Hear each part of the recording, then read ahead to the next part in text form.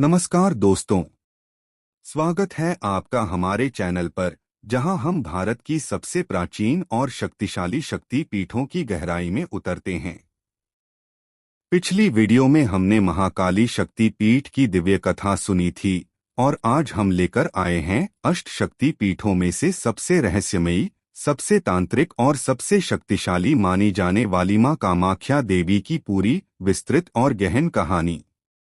ये वीडियो काफी लंबी है क्योंकि कामाख्या देवी की महिमा, रहस्य, इतिहास, परंपराएं और महत्व इतने विशाल हैं कि उन्हें संक्षेप में बयां नहीं किया जा सकता। तो आराम से बैठ जाइए, मन को शांत कीजिए, कोई डिस्ट्रैक्शन मत होने दीजिए और चलिए शुरू करते हैं इस आध्यात्मिक, रहस्यपूर्ण और शक्ति से भरपूर यात्रा को। अगर आप हमारे चैनल पर नए हैं तो अभी सब्सक्राइब कर लीजिए, बेल आइकन दबा दीजिए ताकि ऐसी दिव्य वीडियोस सबसे पहले आपके पास पहुंचें। चलिए शुरू करते हैं। दोस्तों, मां कामाख्या कोई साधारण देवी नहीं है। वे आदि शक्ति का सबसे मूल रूप हैं। काम यानी इच्छा, सृजन, प्रजन और जीवन शक्ति की अधिष्ठात्री हैं। असम के गुवाहाटी शहर में नीलाचल पर्वत, नील पर्वत की चोटी पर स्थित उनका मंदिर 51 शक्ति पीठों में सबसे प्रमुख और सबसे शक्तिशाली माना जाता है। यहाँ कोई मानवाकार मूर्ति नहीं है, देवी योनि रूप में प्रकट होती हैं। एक प्राकृतिक पत्थर की शिला जो योनि के आकार की है और उसके नीचे से अनंत जलधारा बहती रहती है। ये जल कभी नहीं रुकता और इसे दिव्य अमृत माना जाता है। ये प्रतीक है स्त्री शक्ति का, मातृत्व का, सृजन का और तंत्र साधना का।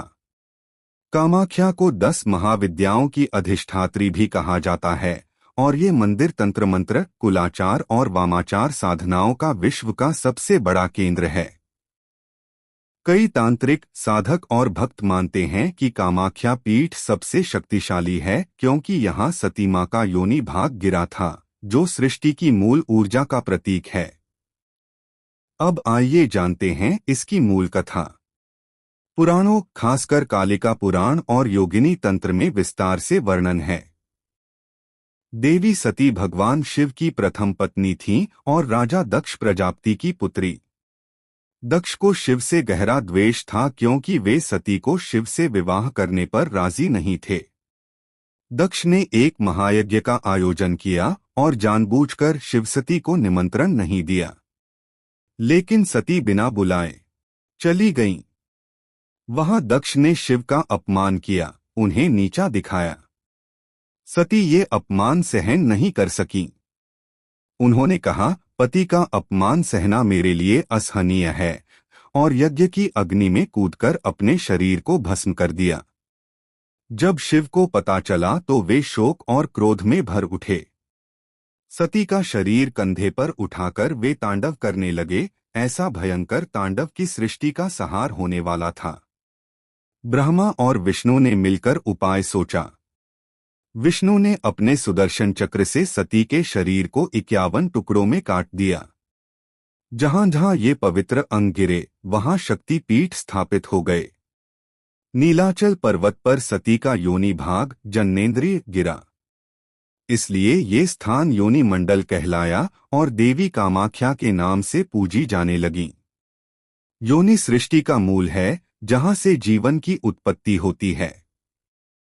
इसलिए कामाख्या को सभी शक्ति पीठों की मां और सृष्टि की मूल शक्ति माना जाता है। एक और महत्वपूर्ण कथा है नरकासुर की। नरकासुर एक शक्तिशाली असुर था जो भगवान कृष्ण का पुत्र था लेकिन अधर्मी हो गया। उसने देवी कामाख्या से विवाह का प्रस्ताव रखा। देवी ने शर्त रखी, एक रात में नीलाचल पर्वत के नीचे से मंदिर तक सीढ़ियां बना दो। अगर सूर्योदय से पहले बन गईं तो विवाह होगा। नरकासुर ने अपनी पूरी शक्ति लगा दी। सीढ़ियां लगभग पूरी हो गईं। लेकिन देवी ने चालाकी से मुर्गे को पहले ही बंगा दिया या मुर्गे को धोखा दिया और सूर्योदय हो गया। नरकासुर असफल रहा। क्रोध में उसने देवी पर हमला किया, लेकिन भगवान कृष्ण ने उसे मार डाला। इस कथा से देवी की काम, इच्छा और माया की शक्ति का पता चलता है। काम प्लस आख्या यानी काम की अधिष्ठात्री कामाख्या। कुछ कथाओं में कहा जाता है कि कामदेव ने यहाँ तपस्या की थी और देवी ने उन्हें पुनर्जीवित किया था, इसलिए भी नाम कामाख्या पड़ा।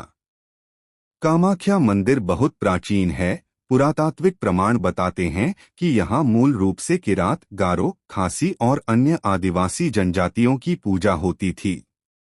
नाम भी खासी देवी का मेखा से जुड़ा माना जाता है। वर्तमान मंदिर 8वीं 9वीं शताब्दी से चला आ रहा है, लेकिन कई बार नष्ट और पुनर्निर्मित हुआ। 1565 ईस्वी में कोच राजा नर नारायण और उनके सेनापति चिलाराई ने इसे भव्य रूप से पुनर्निर्मित करवाया। मंदिर नीलाचल शैली में बना है, नागर और तांत्रिक प्रभाव से युक्त। गर्भगृह में कोई मूर्ति नहीं, बस योनि आकार की प्राकृतिक शिला, जिसके नीचे से पानी का झरना निकलता है। ये पानी कभी सूखता नहीं। आसपास 10 महाविद्या मंदिर हैं, काली, तारा, त्रिपुर सुंदरी, भुवनेश्वरी, छिन्नमस्ता आदि। पूरा परिसर तांत्रिक ऊर्जा से भरा है। देवी की मासिक धर्म और अंबुबाची मेला सबसे बड़ा रहस्य। हर साल जून में, आमतौर पर जून के 21 से 25 अंबुबाची मेला होता है। मान्यता है कि देवी को साल में एक बार मासिक धर्म होता है। 3 दिन मंदिर पूरी तरह बंद रहता है, कोई प्रवेश नहीं। ये समय मासिक धर्म को पवित्र मानकर मनाया जाता है। चौथे दिन मंदिर खुलता है और रक्त वस्त्र, लाल कपड़ा जो प्रतीकात्मक रूप से देवी के रक्त से रंगा माना जाता है, भक्तों को प्रसाद के रूप में मिलता है। लाखों श्रद्धालु आते हैं। ब्रह्मपुत्र नदी का पानी भी लाल हो जाता है, इसे चमत्कार माना जाता है। ये भारत में एकमात्र जगह है जहां मासिक धर्म को सृजन शक्ति और पवित्र माना जाता है, न कि अशुद्ध। तंत्र साधना का केंद्र कुलाचार तंत्र, वामाचार साधनाएं यहाँ होती हैं। सच्चे साधक ही गहन साधना करते हैं। मंदिर में कुलाचार परंपरा सख्ती से निभाई जाती है। बलि प्रथा, विशेष अवसरों पर पशु बलि दी जाती है, लेकिन अब सरकार के नियम सख्त हैं। मनसा पूजा और देवध्वनि, अगस्त में सांप देवी मनसा की पूजा और देवध्वनि देवताओं द्वारा आविष्ट होकर नृत्य होता है।